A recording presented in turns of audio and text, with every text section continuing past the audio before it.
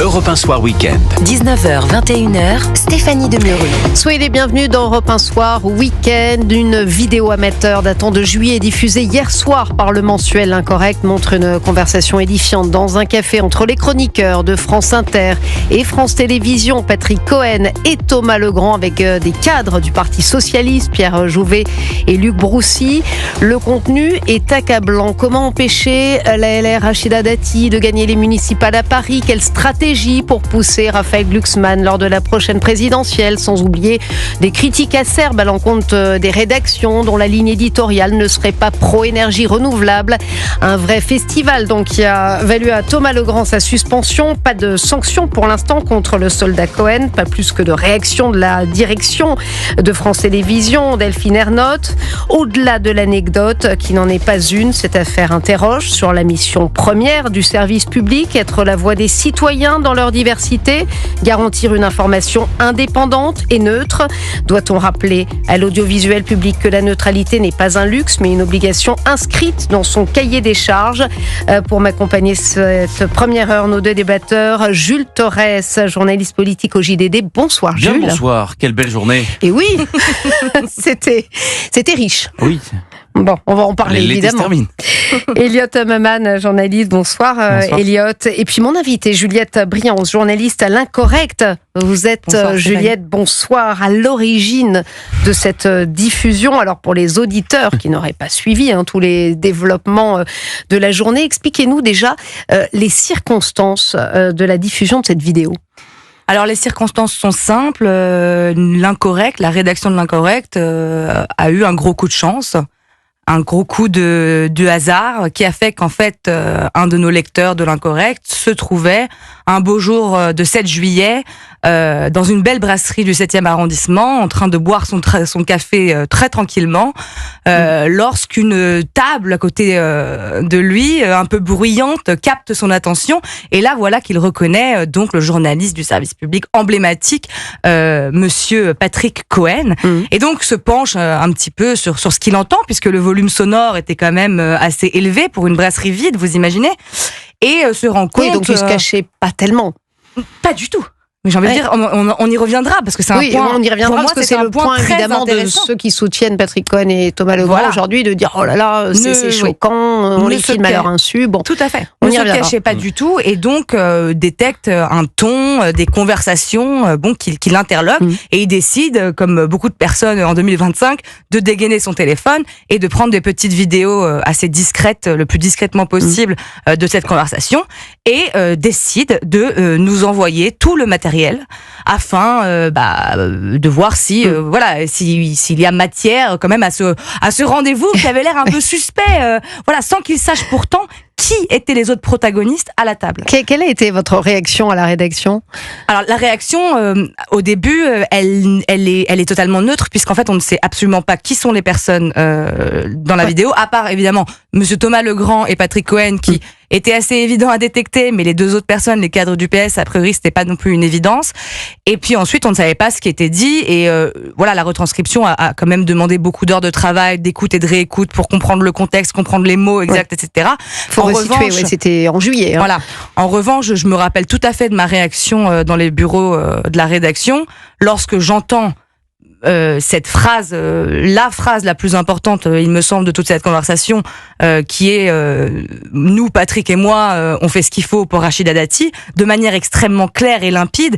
Et là, je peux vous assurer que j'ai pratiquement poussé un cri au milieu du bureau, et j'ai dit mais c'est pas possible, quelqu'un me pince, suis-je en train de rêver, quoi, parce que c'était tellement incroyable et c'était tellement scandaleux. J'ai dit c'est incroyable. Donc après je me suis penchée sur le reste, et puis c'est là que j'ai commencé à comprendre les petites manigances de stratégie. Parce qu'il y a une vraie stratégie pour 2027, notamment. Michel, on va en parler. Et puis je dois dire qu'on est un petit peu, si vous voulez, sonné par l'apparence du tableau, quoi. L'apparence du tableau, on se croirait dans une série politique, vous voyez, avec les magouilles de la caste médiatique oligarchique. Vous avez dit la caste, et on y reviendra évidemment longuement, mais moi c'est ce qui m'a vraiment frappé. On va vous interroger, Jules Torres et Elliot Maman, mais c'est ce ton extrêmement condescendant, ces grandes personnes qui parlent pour le bien de la France, ce qui est bon. Pardon, ils ont le même ton qu'à l'antenne. en Oui, réalité. oui, mais là, bon, quand même, ils n'étaient pas supposés être avec des cadres du Parti socialiste en train de réfléchir à la stratégie quand même pour la présidentielle. Non, vous en conviendrez, Jules Torres. J'en conviens extrêmement. Mais Ouais. d'ailleurs, moi, c'est pour ça que je vous dis Jean-Michel Stratège. C'est que moi, je trouve que l'extrait finalement le plus saillant, c'est justement cet extrait où il parle de 2027 de Raphaël Glucksmann, moi, je suis où d'accord. en fait on a Thomas Legrand qui parle tout seul, qui fait quasiment un soliloque et qui est là. Non mais vous comprenez, là si on arrive à réunir de Ruffin à Canfin, il y a Glucksmann qui est au milieu, ça fait un donut. Enfin, on comprend rien. C'est des gens qui pensent absolument que tout est vrai dans ce qu'ils disent. C'est des gens qui pensent que Raphaël Glucksmann peut faire 33% à la prochaine élection présidentielle. Enfin, je sais pas dans quel monde ils vivent. Donc voilà, je trouve ça assez sidérant et en effet la manière dont ils en parlent, comme si finalement la politique leur était due, comme si c'était comme ça, c'est eux qui décidaient, qu'ils tiraient les ficelles, comme s'il n'y avait pas d'électeurs, comme s'il n'y avait pas de Français, et comme si finalement les lignes politiques n'étaient pas si intéressantes que ça. Donc c'est vrai que moi cet extrait m'a heurté. Après il y a celui sur Rachida Dati qui est évidemment beaucoup plus scandaleux sur le fond. C'est pour Oui, ça que je me Juliette. permets d'utiliser ces mots de caste oligarchique, parce que il faut être une caste oligarchique pour être à ce niveau-là déconnecté des avis des Français et penser même que Glucksmann est coté à 10%, je pense que c'est déjà généreux. Donc on voit bien que vraiment... Oui, il est assez réaliste. À un moment donné, Patrick Cohen qui mouche les ambitions de son confrère Oui. Legrand, qui dit oui, enfin tout mouillé, bataille. on arrive, je reprends ces termes, tout mouillé, on arrive à... Alors il est assez Il y a précis, toujours des débats il dans m'a les congrès fasciné. du Parti socialiste. 32,33%. Non, C'est vrai que c'est assez équivalent. 32,33%. Oui. Ouais. Non, mais c'est vrai que c'était très étonnant. Et puis après, bon, on n'a pas sorti toutes les vidéos parce que tout n'est pas si audible et qu'il a fallu, encore une fois, vraiment se concentrer pour tout entendre. Mais après, il y a vraiment, tout est concentré autour du fait de ce candidat commun non mélenchoniste, à quel point, et voilà, l'insistance pour exclure évidemment Mélenchon de ce petit stratagème politique. On voit l'ambiance, les discussions évidemment sur les municipales avec les Verts, lorsqu'il recadre Marine Tondelier en lui disant tu vas pas me faire chier à Montpellier, tu vas pas me planter dans le dos à Paris, et puis Luc Broussy qui dit attention, quand Patrick Jouvet tape du poing sur la table, il y a plus de candidat, c'est une question de respect. Tout ça est extrêmement drôle déjà pour commencer. Et puis après, évidemment, quelques phrases incriminantes qui ont fait que la rédaction de l'Incorrect, finalement, n'a pas réfléchi plus de 2 minutes. C'est-à-dire qu'on était obligé de sortir cette histoire et de sortir ces vidéos. Vous attaquez quand même à l'Incorrect un mastodonte là. D'ailleurs, les critiques ont déjà commencé. On le voit sur les réseaux. Ouais, mais on voit sur les réseaux sociaux. C'est journal d'extrême droite. Vous avez filmé à leur insu. Enfin là, il faut sauver les soldats Cohen et Legrand, clairement. Oui, bien sûr. Alors j'ai lu articles du Monde, etc. Les défenses, on nous accuse de méthodes illégales et déloyales. Moi, ça me fait beaucoup rire. Non seulement déjà parce que il n'y a aucune traque, aucun espionnage de Patrick Cohen et Thomas Legrand. Nous sommes tombés par hasard sur les vidéos, c'était un coup de chance. Et en tant que rédaction, en tant que média, quel autre choix avions-nous que de faire connaître au grand public, si tu veux, les discussions semi-privées qui se trament dans le dos des Français à un niveau sonore. Je dois dire que c'est intéressant parce que ils auraient pu être dans leur salon, quoi. Vous imaginez quand même le niveau d'impunité. Mais c'est ça, c'est bon. Que ressentent ces gens qui sont persuadés d'être détenteurs de tout ce qui est vrai et tout ce qui est bon, pour se dire que ça ne à aucun moment se dire, ça pourrait choquer peut-être quelqu'un d'entendre ce genre de propos venant de ce genre de gens. Et pour ce qui est des vidéos, oui, elles sont prises à leur insu, mais encore une fois, je le redis, je n'ai jamais entendu personne, lorsque Mediapart sort des enquêtes avec enregistrement à l'appui, se demander si c'est bien légal. Oui, parce que là, on vous pose la question de la légalité. Qu'est-ce que vous répondez ? Bah, écoutez, je réponds que c'était un risque à prendre pour nous et on l'a pris avec grand plaisir. Ouais. Et puis, si on doit se retrouver devant les juges, on se retrouvera devant les juges. Nous, on a fait ce qu'on pensait qui était la seule chose à faire en tant que journaliste. On n'a pas vu d'autres solutions, quoi. Alors, vous avez vu, une information est intéressante à partir du moment où elle intéresse la cité. Et qu'elle nourrit le débat public. En l'occurrence, je crois que Rachida Dati est très contente que cette vidéo sorte parce que ça influence directement sa campagne au municipal à Paris. Ça illustre aussi certaines dérives qu'on peut parfois voir sur l'audiovisuel public. Donc ceux qui contestent la légalité, en revanche, sont complètement à côté du sujet, à mon avis. Et puis par ailleurs, je ne les vois pas manifester une opposition farouche quand Mediapart commet la même chose, quand Élise Lucet fait la même chose et qu'elle va traquer ici ou là des entrepreneurs ou des chefs d'entreprise, quand elle va à l'Assemblée nationale faire des éthylotests avec les députés. Il n'y a pas beaucoup de médias qui en parlent. Moi, j'ai un petit peu guetté. Alors, j'ai pas vu tous les médias, mais il y a eu quelques minutes chez nos confrères de BFM TV. Ils protègent les copains. C'est ce que disait Juliette quand elle parlait de la casse. Mais ça paraît insensé qu'aujourd'hui, on soit les seuls sur les médias CNews, certainement le JDD, Europe 1 à parler de ça. C'est quand même cette affaire, elle dit énormément. Je rappelais en préambule que la neutralité, la diversité, ça fait partie du cahier des charges du service public. Exactement, et en plus elle est revendiquée, sur-revendiquée. Nous, si vous voulez, l'Incorrect, on a un magazine de culture à la ligne très conservatrice qui est assumée et revendiquée. Nous ne prenons jamais de neutralité, comme le fait, et comme l'a fait à tant de reprises Patrick Cohen, sur un ton professoral. Mais vous n'êtes pas gavé d'argent public en plus. Alors non, je peux vous dire, c'est même pas gavé du tout, si vous voulez que je vous dise la vérité. On fait avec nos moyens, et donc on ne reproche pas, si vous voulez, à Patrick Cohen d'avoir ses opinions. De toute façon, on savait très bien qu'il en avait. Non, mais ça, c'est pas le sujet. Voilà, de l'opinion, bien évidemment. Il se retrouve à cette table avec deux responsables de la stratégie électorale du PS et participe à une conversation d'une élaboration stratégique pour l'élimination de Rachida Dati, pour la promotion de Raphaël Glucksmann au présidentiel. Et donc, je pense que les Français trouvent ça absolument scandaleux. D'ailleurs, ce qui est incroyable, c'est que l'histoire est un scoop. Oui, c'est un scoop médiatique et politique. Mais en soi, pour les Français, il n'y a rien d'un scoop. C'est une simple confirmation de tout ce qu'ils savaient déjà. On va y revenir dans quelques instants longuement, et puis on vous parlera aussi de cette commission d'enquête que souhaite lancer, c'est une information exclusive d'Europe 1, que souhaite lancer UDR justement sur le service public. On se souvient que la commission d'enquête sur l'attribution, le contenu et le contrôle des autorisations de services de télévision à caractère national sur la télévision numérique terrestre avait été lancée à l'encontre de C8 par le député Aurélien Saint-Toul. Ça avait coûté l'existence de C8. Et bien, à son tour, l'UDF souhaite réserver son droit de souhaite réserver son droit de tirage justement pour lancer la même commission à l'encontre du service public. Cette fois, on y revient dans quelques instants, juste après la pub. Europe 1 Soir Week-end. 19h, 21h, Stéphanie Demuru.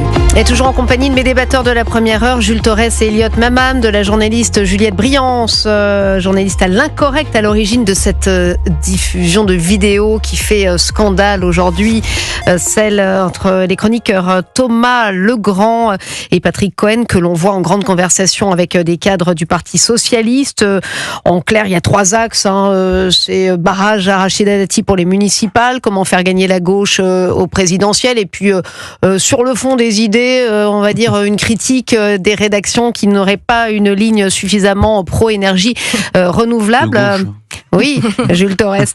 Alors, il y a eu quelques petites réactions. Vous avez vu, Jules et Elliot, le PS, qui se garde évidemment de toute accointance avec les journalistes de France Inter, quels qu'ils soient d'ailleurs. On veut bien les croire d'ailleurs, parce que c'est pas Olivier Faure qui est en pole position pour Patrick Cohen et Thomas Legrand. C'est manifestement Raphaël Glucksmann qui a tous les honneurs.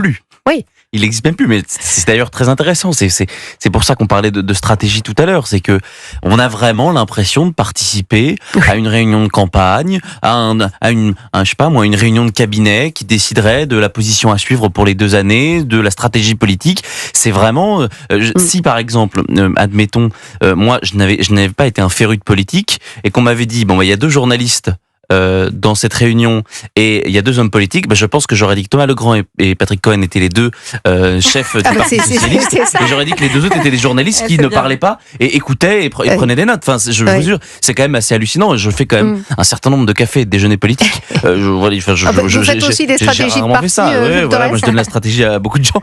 Mais bon, c'est vrai que c'est un petit peu curieux. Ce que vous dites, c'est important, Jules Torres. Je voudrais m'y arrêter quelques instants parce que c'est un peu la ligne de défense quand même. Juliette Briance et Elliot Mamam, c'est ça. Oh oui, bon, ça arrive à Non, des mais- journalistes de parfois, prendre des cafés avec des politiques, mais enfin là, c'est quand même d'une autre teneur cette Je vous conversation. donne un exemple. En ce moment, Laurent Wauquiez, par exemple, a proposé d'ouvrir et de ne pas censurer un Premier ministre ou un gouvernement qui serait issu du Parti socialiste ou de la gauche. Évidemment que quand on a des telles propositions, nous les journalistes, on dit non mais là vous vous trompez. Je pense que c'est pas la bonne chose. Mais là c'est complètement différent. Oui. Là c'est vraiment un cours explicatif avec des données, avec une envie. Oui, On voit d'ailleurs qu'il y a quelque chose derrière. Il y met du cœur là-dedans dans cette stratégie. Elliot Maman, qu'est-ce que ça vous a inspiré? Je vous ai pas encore donné la parole quand vous avez découvert ça ce oui, matin. Absolument. J'aurais une question à vous poser après, mais d'abord simplement une réaction qui m'a beaucoup intéressé, c'est celle de Jean-Luc Mélenchon. Il a dit la caste choisit ses ennemis politiques. Et c'est intéressant parce qu'en réalité, c'est vrai que Jean-Luc Mélenchon et la France Insoumise plus largement a interprété la vidéo comme la démonstration d'une espèce de complot anti-LFI qui existerait dans les médias, notamment de services publics. Et ce que je trouve particulièrement évocateur, c'est quand même l'asymétrie totale qu'il y a entre la part d'audience que représentent les médias en question et la part électorale dans l'opinion que représentent les partis qu'ils estimeraient pouvoir défendre, ou du moins que vous estimez en faveur desquels vous avez pensé voir une espèce de système dans les extraits que vous avez publiés. Et c'est quand même quelque chose d'intéressant parce qu'il y a dans une partie de la gauche la conviction selon laquelle les médias sont faiseurs d'opinion. Une sociologie plutôt constructiviste estime qu'à partir du moment où une opinion est exprimée dans un média, elle va immédiatement se diffuser dans la société et dès lors elle aura des répercussions électorales. On voit qu'il y a quand même une espèce de contradiction là-dedans et que d'ailleurs au contraire nos corps intermédiaires, et c'est peut-être aussi au-delà de la polémique en question, un facteur d'explication de la crise sociale que l'on connaît, nos corps intermédiaires ne sont plus véritablement alignés sur le corps social de manière générale. Et je trouve que c'en est une démonstration assez intéressante. Pour autant, il y a un point qui m'interloque légèrement. Vous rappeliez tout à l'heure que, en même temps, il s'agissait de méthodes que par exemple Mediapart pouvait employer, mais en même temps, la presse de droite est régulièrement extrêmement critique à l'encontre non pas tant de l'idéologie défendue par Mediapart, mais de ses méthodes. Donc, est-ce qu'il n'y a pas une espèce d'asymétrie dans les standards? Est-ce que vous revendiquez véritablement le recours à cette méthode-là? Oui, moi je pense que je suis capable de dire que dans la droite en général, il peut y avoir de la dissonance cognitive, comme dans tous les courants idéologiques. Il y a aucun problème là-dessus. En revanche, voilà, moi, Mediapart, c'est absolument pas mon idéologie, c'est pas du tout mon courant, mais j'ai toujours respecté qu'ils étaient un média à beaucoup d'impact, à très fort impact. Et oui, parfois, voilà, c'est un organe de presse qui utilise des méthodes qu'on peut trouver immorales en fait, mais vous voyez l'incorrect. L'incorrect, c'est un tout petit média, donc culturel comme je l'ai dit. Lorsque Le Monde sort par exemple un papier récit avec des offs, les offs de Macron, les offs de Rachida Dati, etc. Ces petites phrases-là, elles font un bruit extraordinaire dans les médias. Tout le monde les reprend comme la vérité, en fait. Mais quand l'incorrect sort un papier récit, c'est ce qu'on a fait en premier. On n'a pas tout de suite, publié les vidéos. D'abord, on a publié le récit de ce qu'on avait entendu.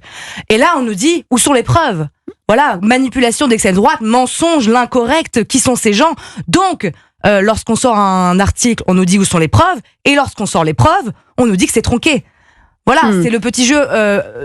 C'est voilà notre position nous dans le paysage médiatique, et on n'a pas évidemment ce poids qu'a Le Figaro ou Le Monde pour pouvoir dire, faites-nous confiance, c'est la vérité, et voilà pourquoi la vidéo on l'a sortie, et aussi parce que assister à la scène et le visuel nous paraissait en fait très important et rajouter un contexte très important à ce qui était dit, parce que c'est le ton et l'aspect général du tableau aussi qui vient nous apporter des informations. Elliot Mamam soulevait quelque chose d'important, justement, peut-être inversement proportionnel, cette audience de France Inter. Mais alors justement, c'est dans ce contexte qu'un sondage sur la consommation des médias sera publié demain en exclusivité par le JDD. Nous sommes très bien informé, Stéphanie. Oui, vous avez vu.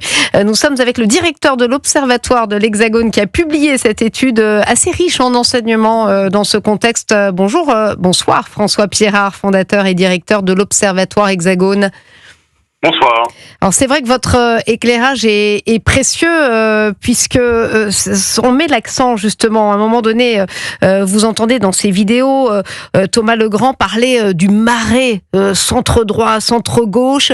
Alors ils sont silencieux, dit le chroniqueur de France Inter, mais moi je pense qu'ils écoutent France Inter et ils écoutent en masse, dit Thomas Legrand. C'est un moment assez édifiant de cette vidéo. La question est finalement claire. Est-ce qu'à la lumière de votre sondage, la première radio de France, est-ce qu'elle peut être de nature à influencer justement l'élection ? Alors, nous, ce qu'on a fait avec notre étude, c'est que déjà, on a sondé 10 000 répondants, ce qui est tout à fait exceptionnel, et on leur a demandé quelles étaient les sources d'informations déterminantes lorsqu'il s'agissait pour eux de s'informer sur la politique. Et quand on regarde la composition de ces audimates intéressés par la politique pour les différentes sources, ce qu'on s'aperçoit, c'est deux choses. La première chose, c'est que de manière générale, les audimates sont pluriels. C'est-à-dire que on peut dire que certains médias sont peut-être plutôt à gauche, plutôt à droite, mais dans tous les cas, ils sont écoutés par tout le monde. Et c'est le cas aussi de France Inter, qui fait pas exception. Oui. La deuxième chose, c'est que oui, c'est vrai qu'on a un audimat, en tout cas les personnes intéressées par la politique et qui jugent les radios de Radio France déterminantes sur leur information politique, c'est un audimat qui va pencher un peu plus à gauche que les téléspectateurs ou l'audimat d'autres médias, mais pas beaucoup plus. Et donc effectivement, comme vous en faites le constat, on a parmi les électeurs qui ont déjà fait qui expriment une intention de vote en vue de 2027, on a 23% des auditeurs de Radio France qui expriment une intention de vote pour Édouard Philippe, tandis que si on prend l'électorat général, c'est 22%. Donc on a sur le vote centriste, en quelque sorte, quelque chose d'assez représentatif. Et si on élargit un petit peu plus en incluant le PS et LR, on a là aussi quelque chose de très représentatif, avec 41% des auditeurs Radio France exprimant une intention de vote en vue de 2027, qui choisiraient un candidat LR, Ensemble ou PS, ce qui est assez proche, voire un petit peu plus élevé que ce qu'on obtient dans l'électorat général. Oui, donc ça, c'est une audience très généraliste et pas uniquement de gauche, comme on pourrait parfois l'entendre. Oui, et l'entend d'ailleurs Thomas Legrand. Merci en tout cas François Pirard, et je rappelle que vous avez un sondage en exclusivité demain dans le JDD. On va pas tout déflorer ici évidemment pour faire du JDD, mais c'est vrai que c'est assez intéressant dans ce contexte. Merci. Pas mal d'électeurs RN qui écoutent aussi Radio France. 25%, je crois, c'est ça ? 25%. Voilà, ouais. Oui. 25%, effectivement, si on compte les abstentionnistes, on a un quart des personnes qui écoutent Radio France, qui entendent voter RN. Et si on faisait un premier tour avec les auditeurs de Radio France, Bardella arriverait en tête de ce premier tour-là. Ah, plutôt intéressant comme enseignement. Ça aussi, c'est quand même assez dingue. Oui. On a toutes les têtes d'affiche sont plutôt dans un axe de centre-gauche, de Glucksmann, peut-être à Mélenchon, en passant par le centre. Mais donc, il y a 25% d'électeurs qui sont insultés tous les matins par Monsieur Cohen. C'est ça, mais vous voyez, ils ont quand même l'esprit ouvert puisqu'ils y retournent. Il n'y a pas de pub. Je suis pas sûr que l'inverse, vous voyez, soit des électeurs de gauche qui regardent CNews. Je suis pas sûr qu'il y en ait beaucoup.